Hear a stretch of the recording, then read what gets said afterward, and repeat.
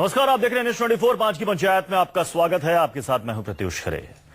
देश भर के धार्मिक स्थलों में हर दिन लाखों करोड़ों का दान आता है। लोग दिल खोलकर दान देते हैं, लेकिन चढ़ावे को लेकर, दान को लेकर आंध्र प्रदेश के मुख्यमंत्री चंद्रबाबू नायडू के एक बयान ने नई बहस छेड़ दी है। उनका कहना है कि आंध्र प्रदेश के मंदिरों की आय साल भर में 27% बढ़ गई है और ऐसा पाप में इजाफा होने और लोगों की समस्याएं बढ़ने की वजह से हुआ है। नायडू के इस बयान ने सवाल खड़ा कर दिया कि क्या पाप बढ़ने की वजह से चढ़ावा चढ़ रहा है, और सवाल यह भी कि क्या मंदिरों में पैसा चढ़ाने से पुण्य मिलता है। 5 की पंचायत में आज चर्चा करेंगे इसी मसले पर। चर्चा की शुरुआत करने से पहले यह रिपोर्ट देखिए।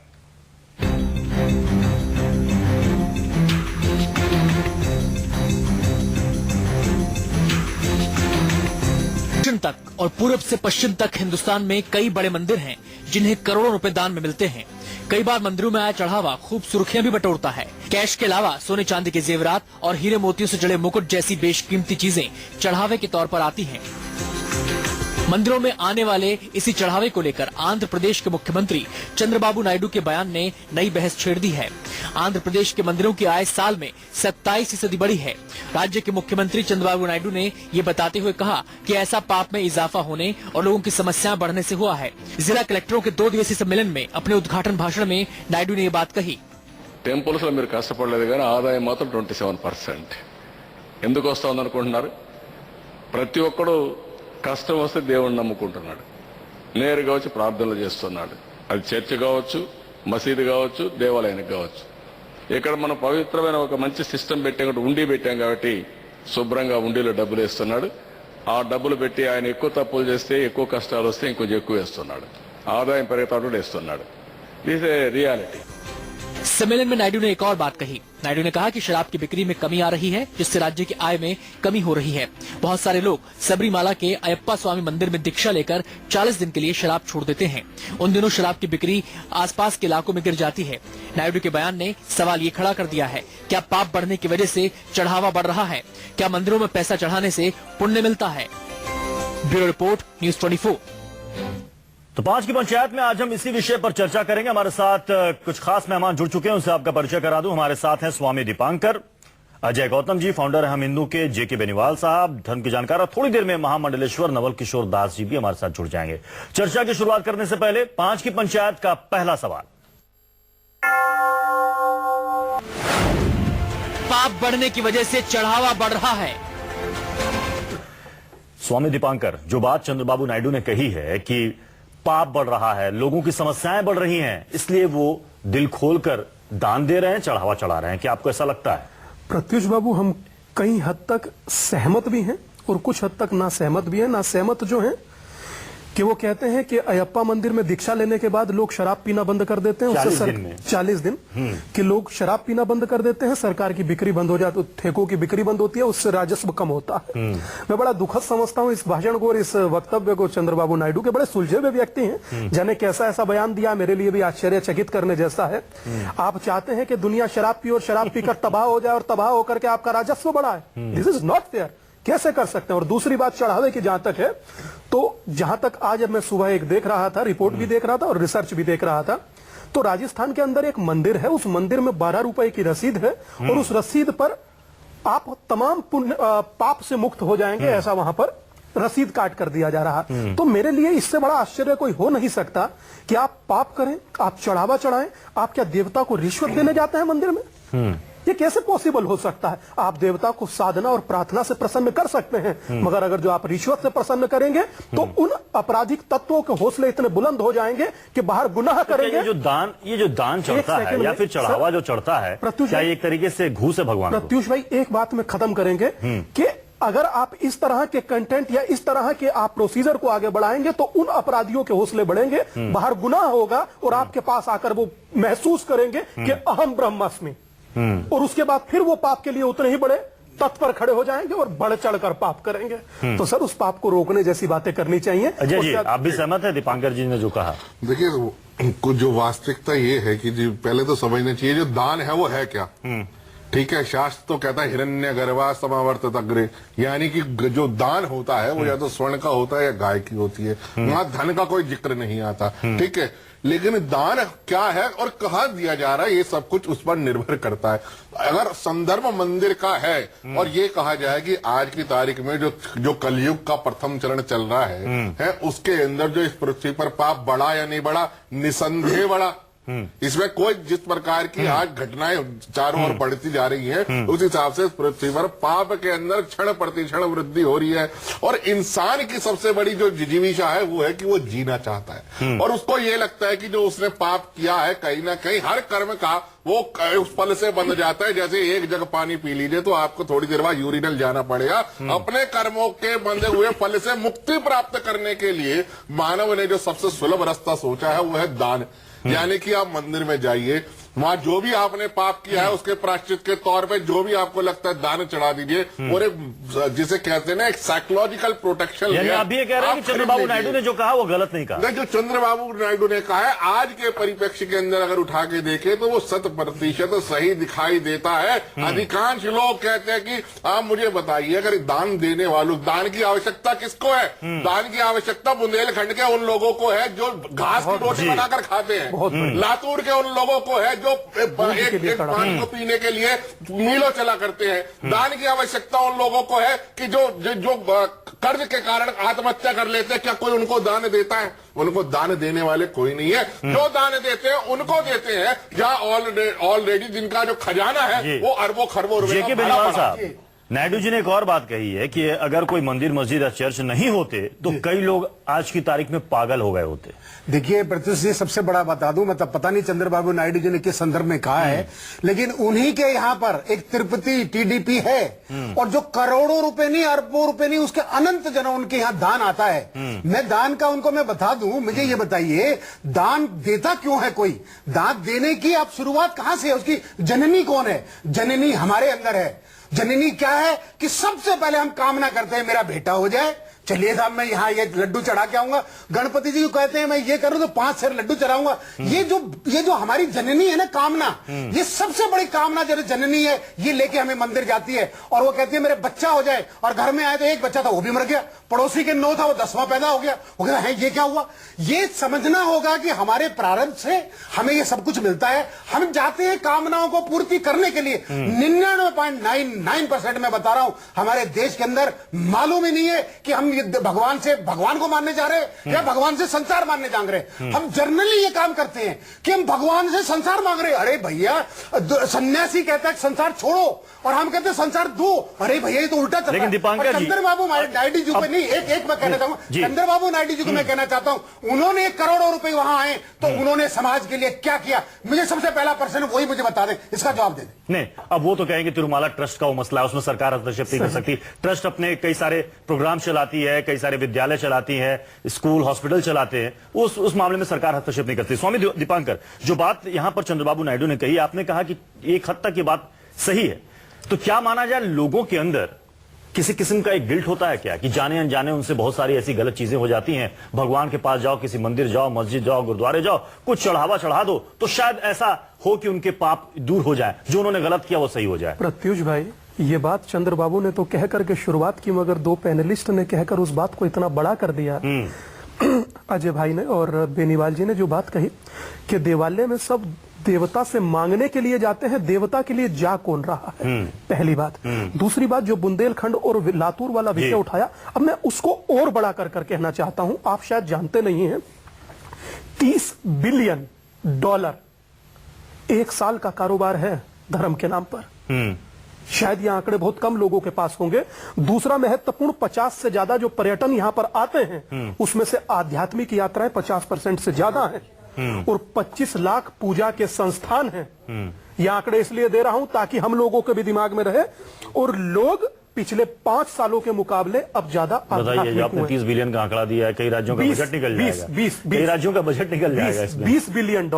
अब मैं उस बात को बड़ा कर कहना चाहता हूं कि जितने हमारे पूजा के संस्थान हैं, और मैं सिर्फ हिंदू संस्थानों की बात कर रहा हूं, नोटे मंदिर मस्जिद चर्च या गुरुद्वारे की मैं नहीं कर रहा हूं, मैं सिर्फ मंदिर की बात कर रहा हूं। अगर जो 1 महीना हर मंदिर अपना चढ़ावा हिंदुत्व के या देश के हित में लगा दे, देश के विकास में लगा दे, तो मैं कहता हूं कि काला धन आए या ना आए, देश की रूपरेखा बदल जाएगी। शायद मुझे लगता है इससे मेरे पैनलिस्ट भी, मेरे भाई बंधु भी सहमत होंगे। और उससे बड़ी बात कहना चाहता हूं चढ़ावे की, जहां तक आपने कही, तो प्रत्युष भाई, यहां पाप, यहां सत्य, परमात्मा और मोक्ष बाजारों में बिकता है, पर मैं इसमें बेचने वालों की खता नहीं मानता, वो खरीदारों की मांग पूरी कर रहे हैं।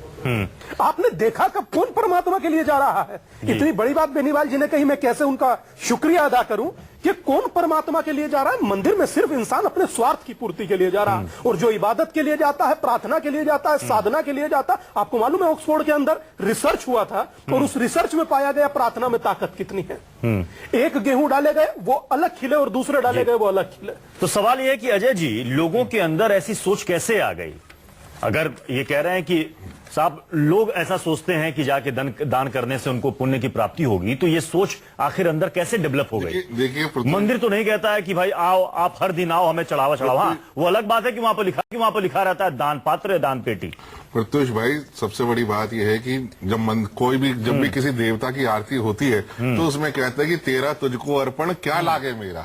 जो हम तेरे को अर्पण कर रहे हैं वो तेरे से ही तो लिया है, और प्रभु को कोई क्या दे सकता है? सब सवा मन का लड्डू चढ़ाते हैं लोग, लेकिन उसमें से सवा रत्ती भी देवता खाने नहीं आते। वो सिर्फ हम सवा मन के लड्डू के अंदर अपनी आस्था और श्रद्धा को व्यक्त करने का एक माध्यम है। मनुष्य दो कारणों से, या तो किसी को दर्द होता है तो वो देता है, या किसी को मर्ज होता है तो वो देता है। और दर्द होता है वो मैं आपको वापस से कह रहा हूं, अगर आपके अंदर गिल्ट है, आपको लगता है आपने 1 करोड़ रुपए की हेरा फेरी करी है, तो आप 2-4 लाख रुपए वैसे बिना सोचे दे आएंगे कि चलो हो सकता है कहीं इससे मेरा जो पाप है वो कहीं ना कहीं कम हो जाए। क्योंकि अगर दान देने की सीधी सी बात है, देवता को कोई दे नहीं सकता। और मंदिर में देवता भी कहता है कि अगर तुम मेरे मंदिर में आए हो तो यहाँ पर अपना अहंकार छोड़ के जाओ, अपना लोभ छोड़ के जाओ, अपना मोह छोड़ के जाओ, अपनी ईर्ष्या को छोड़ के जाओ, अपने अवगुण को छोड़ के जाओ, और कुछ लेके जाना है तो कुछ गुणों से ले जाओ, सात्विकता को ले जाओ। लेकिन आज का मनुष्य तो ये कि वहां साईं के शिरडी के मंदिर में कितना पैसा चढ़ गया, तिरुपति में कितना पैसा चढ़ गया, ये काले धन की जो होड़ इस मंदिरों में लग चुकी है, ये इस देश के धर्म के अंदर दीमक का। 5 की पंचायत में दूसरे पड़ाव की तरफ बढ़ते हैं। दूसरा सवाल क्या 5 की पंचायत का, वो भी देख लेते हैं। क्या मंदिरों में पैसा चढ़ाने से पुण्य मिलता है? हमारे साथ महामंडलेश्वर नवल किशोर दास जी भी जुड़ चुके हैं। नवल किशोर दास जी, क्या मंदिरों में पैसा चढ़ाने से पुण्य मिलता है क्या? देखिए, प्राचीन परंपरा है, राजा महाराजा लोग भूमि दान करते थे, स्वर्ण दान करते थे, गजेंद्र दान करते थे। दान वास्तव में समर्पण का प्रतीक है, और जब व्यक्ति समर्पण करता है तो उसमें प्रसन्नता होती है, उत्साह होता है, आनंद होता है। और व्यक्ति निरंकार की, उसे लगता है कि मैंने पास जो कुछ अहंकार वृत्ति थी वो परमात्मा को समर्पित कर दी है। इसलिए हमारे यहाँ प्राचीन परंपरा है कि धार्मिक स्थलों को दान देना, और उस दान से सामाजिक में वैचारिक उत्थान होता था, धार्मिक उत्थान होता था, विद्यालय चलते थे, आज भी चलते हैं, और आने वाली पीढ़ी को एक संस्कार जो दिया बात जाता है। चंद्रबाबू नायडू जी ने कही है कि चूंकि पाप बढ़ रहा है, लोगों की समस्याएं बढ़ रही हैं, इसीलिए मंदिरों में दान ज्यादा चढ़ रहा है। उन्होंने कहा कि 1 साल के अंदर, सिर्फ आंध्र प्रदेश के मंदिरों के बारे में कहा है कि 1 साल के अंदर 27% दान में इजाफा हुआ है। नहीं, वो तिरुपति बालाजी से इतना पैसा लेकर के सरकार चलाते तब उनको नहीं ध्यान देता है, कहाँ से आता है?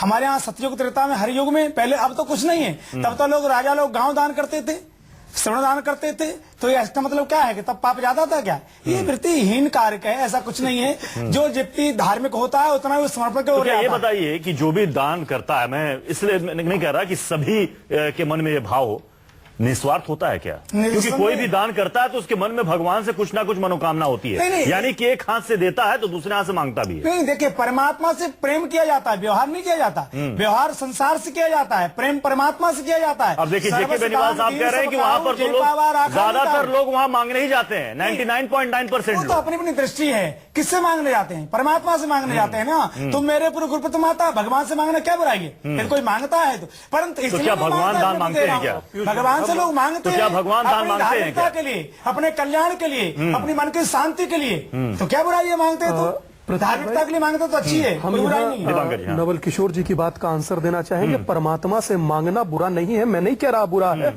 पर जो नवल किशोर जी ने जोर देकर कहा, मैं उस बात को यहाँ पर मैं इत्तेफाक नहीं रखता।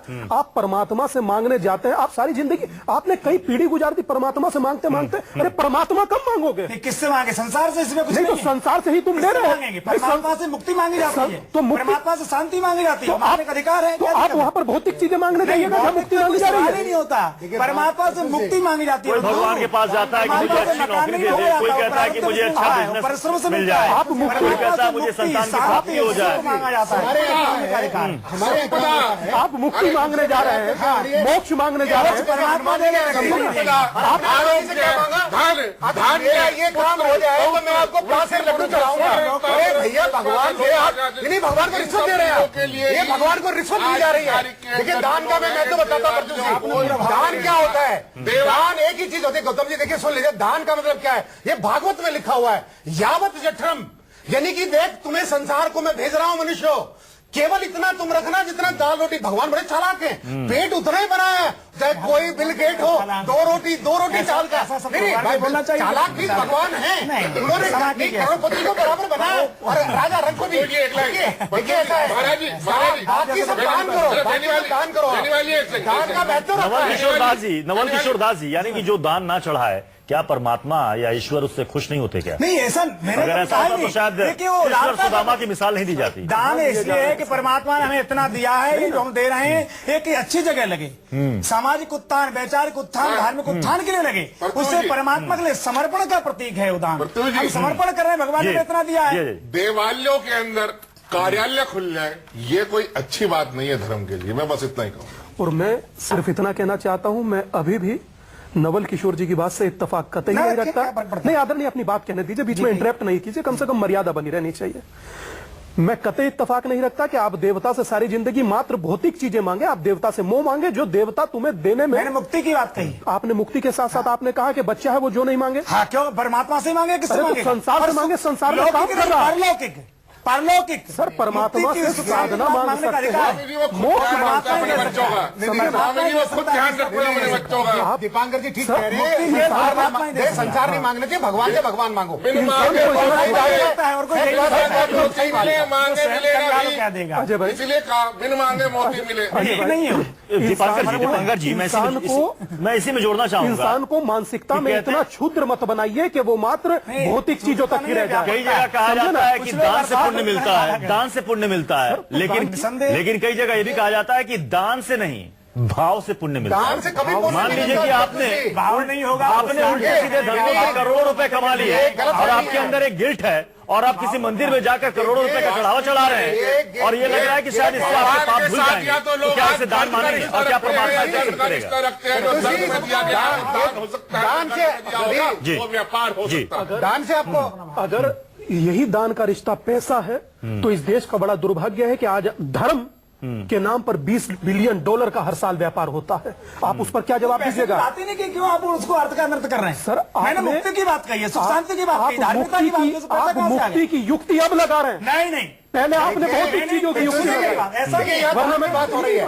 मैं आपको एक शब्द में, एक अक्षर में कहना चाहूंगा, अपना सबक करके बता रहा हूं, जो व्यक्ति दान नहीं देता भगवान उसको, जो व्यक्ति दान नहीं देता अपने गुजारे से अलावा, वो दरिद्र बनाया जाता है। ये भगवान ने शास्त्रों में लिखा हुआ है। तो दान का इतना महत्व है। और जो दीपांकर स्वामी जी ने कहा, ये सच से सही है। अरे भगवान से भगवान को मांगो, संसार मांग के तुम क्या लोगे? अरे अनंत जन्मों के हम भिखारी, और भीख मांग मांग के तुम्हारा पेट नहीं भरा, और अभी भी जाके बच्चा मांगो, अब पैसा मांगो, ये मांगो। अरे क्या मांग रहे हो तुम? भगवान से भगवान को मांगना ही सबसे बड़ी एक इंसान की बुद्धिमत्ता है, साधना है। देखिए, ईश्वर से कोई चीज मांगी नहीं जा सकती। ईश्वर को पता है कि वो हमारे परम पिता है। परम पिता को पता होता है उसकी संतान को कब संपदा, आरोग्य, धन धान्य, पुत्र पौत्र की। यहाँ पर दीपांकर जी ने एक बात कही ना, राजस्थान में एक मंदिर का इन्होंने जिक्र किया, जहाँ पर एक रसीद लगती है जिसमें लिखा होता है 12 रुपए की रसीद कटाई और सारे पापों से आपको छुटकारा मिल जाएगा। और इसी आंध्रा में एक मंदिर है, वेंकटेश्वर बालाजी का मंदिर, जहाँ पर कोई दान नहीं लिया जाता, जहाँ पर कोई दान नहीं लिया जाता। गुजरात में भी एक मंदिर है जहाँ पर कोई दान नहीं लिया। पार्किंग की जो व्यवस्था है वहां पर जो पैसे कटते हैं उसी से मंदिर प्रबंधन चलता मैं है। इसी और साफ साफ लिखा कि दान नहीं वाले पे चलाना। अभी यही डिबेट चल रही थी एक चैनल के ऊपर, हमने वहां भी यही कहा कि 11 रुपए से मोक्ष नहीं मिलेगा। बेनीवाल जी एक बड़ी बात कहना चाहते हैं। आप कहते हैं कि देवता से डर है इसलिए आप चढ़ावा चढ़ा रहे हैं, चंद्रबाबू नायडू ने जो कहा। मैं कहना चाहता हूं कि किसी ने पूछा गांधी जी से कि आप किसी से डरते हैं? बोले मैं किसी से न डरूं, मैं भगवान से डरता हूं। पलटकर दूसरे आदमी ने आंसर दिया, कहा कि बोले मैं किसी से डरूं ना डरूं पर मैं भगवान से नहीं डरता। बड़ा रोचक है। पूछे क्यों नहीं डरते? बोले मेरा पिता है, पिता का सम्मान होता है और पिता प्यार करता है, डरा भूत प्रेतों से जाता है। क्या आप भगवान के नाम पर इतना बड़ा आडंबर कर दिए कि आज लोग धर्म के नाम पर क्या क्या बातें करते हैं? इंसान जब कोई भी संवाद या स्थापित करता है, आपको पता है किस किस नाम से संबोधित किया जाता है? Sir, a little knowledge is a very dangerous thing. अधूरा ज्ञान इतना खतरनाक है, अगर जो नेता को हो तो नुकसान सत्ता और देश को होता है, जो अब तक हिंदुस्तान भोग रहा तो है। दीपांकर जी, क्या आपके हिसाब से दान होना चाहिए नहीं होना चाहिए? सर, इंसान की इच्छा है पर इंसान डर कर नहीं करता। डर कर नहीं। मतलब इंसान आप कह रहे हैं कि दान कीजिए, दान कीजिए, लेकिन भावना आपकी सही होनी चाहिए। अजय भाई ने बहुत बड़ी बात कही। हाँ। इस देश के सिर्फ हिंदू मंदिर कम से कम अगर जो लातूर को कर दे, बुंदेलखंड को कर दे, जहां लोग घास की रोटी यानी कि जरूरतमंदों को जहां जरूरत है वहां पर आप पैसे दीजिए। अब इसे आप दान कहें, इसे मदद कहें, इसे सहायता कहें, जो कहना है कहें। शायद यही सबसे बड़ा दान हमारे होगा देश के अंदर और यही सबसे बड़ा दान होगा। हमारे जी। देश में ऐसी जगह जहाँ मिट्टी खा के लोग जी रहे हैं, लेकिन शायद मिट्टी खा ये के मेरी रोटी बात नहीं कई मिल रही ऐसे है। लोग हैं जिनको अरे पसंद दान नहीं आता आएगी। है तो आप उनमें लगाइए ना। वो कहेंगे कि दान पुण्य के मसले पर और आस्था के मसले पर आप हमें ज्ञान ना दें। आपको उन्होंने वहाँ आंध्र प्रदेश में क्या किया? महाराज जी विनम्रता से कह रहा हूँ, बिल्कुल कम शब्दों में अजय जी, समय की नहीं। देते हैं वो साक्षात उदाहरण है शनि का मंदिर। 20 साल पहले कहीं शनि का मंदिर नहीं थे इस पूरी दिल्ली के अंदर, आज 40,000 है, क्योंकि लोगों के अंदर डर बिठा दिया, शनि को दान नहीं दोगे तो तुम्हारा काम। चलिए, समय की कमी है इसलिए चर्चा को हमें समाप्त करना पड़ेगा। आप सभी मेहमानों का बहुत शुक्रिया 5 की पंचायत में शामिल होने के लिए। आपको बता दें कि प्रधानमंत्री नरेंद्र मोदी सहारनपुर पहुंच चुके हैं। थोड़ी देर में वहां पर वो रैली को संबोधित करेंगे। मोदी सरकार के 2 साल के पूरा होने के उपलक्ष्य पर ये रैली की जा रही है यूपी के सहारनपुर में। वहां की तस्वीरें और तमाम अपडेट्स आपको दिखाएंगे।